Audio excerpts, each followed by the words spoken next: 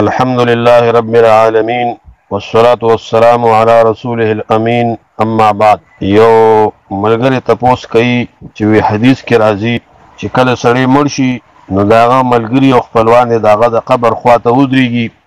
دومره اندازه چې اوخ پاغه کې ذبح کیږي او داغه غوښه تقسیمیږي. نو دا حدیث مرفوع نه دی، دا د رسول الله صلی الله علیه وسلم خبره نه ده، دا یو صحابي وصیت ته او داغه اجتهاد دی. هغه مسلم کې راځي، صحیح مسلم کې عمرو ابن عاص رضی الله تعالی عنہ فرمایي وی هغه دا وصیت کو فاذا انا مت کله چې زمر شمه نو ما پسې با هغه ویرګره خزي ناراضي ویر بنه کوي په ما باندې اور بنه بلیږي او زما کله چې تاسو ما دفن کې ما باندې خور واچوي نو ثم اقيموا حول قبري قدر ما تنحر جزور ويقسم لحمها. ما چې کله دفن کې نو زما د قبر خواته دومره قدرې تاسو ایثار شي چې یو اوخ پاغه کې ذبح کیدی شي او داغه غوخه تقسیم شي. دا تقریبا نیمه غنټه خو شا ټایم وي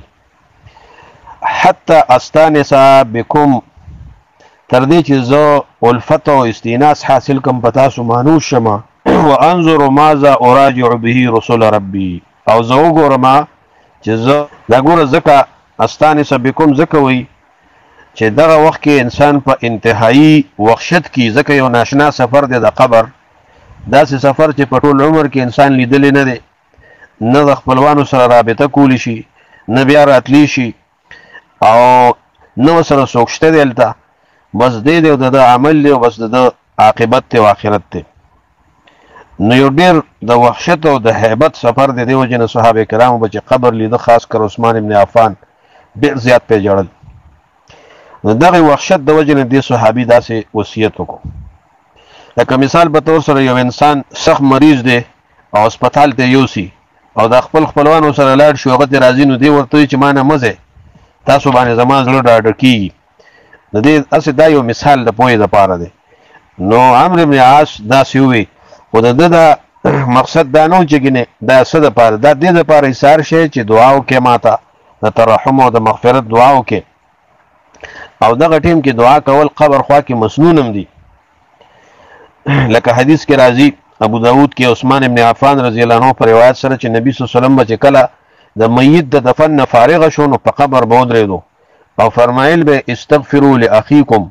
وسلوا له التثبیت فانه الان يسأل، چې تاسو د خپل ورور مسلمان د پاره دعا د استغفار وغواړئ قبر خوا کې به ولاړو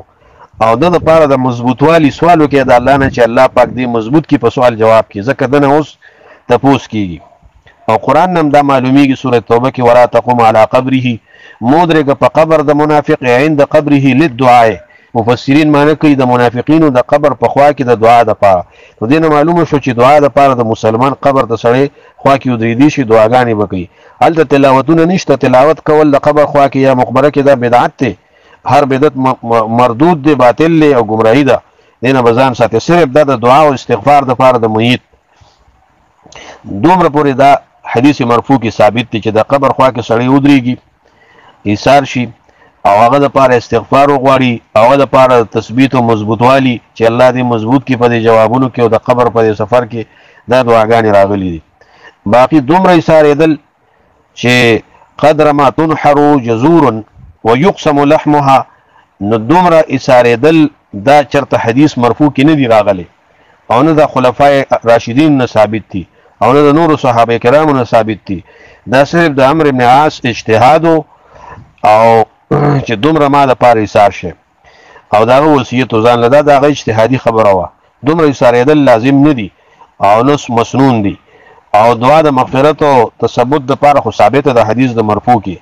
او بل دا خبره کول چې دغه ایثار شو دي مونږ ته आवाजونه ورکوي چې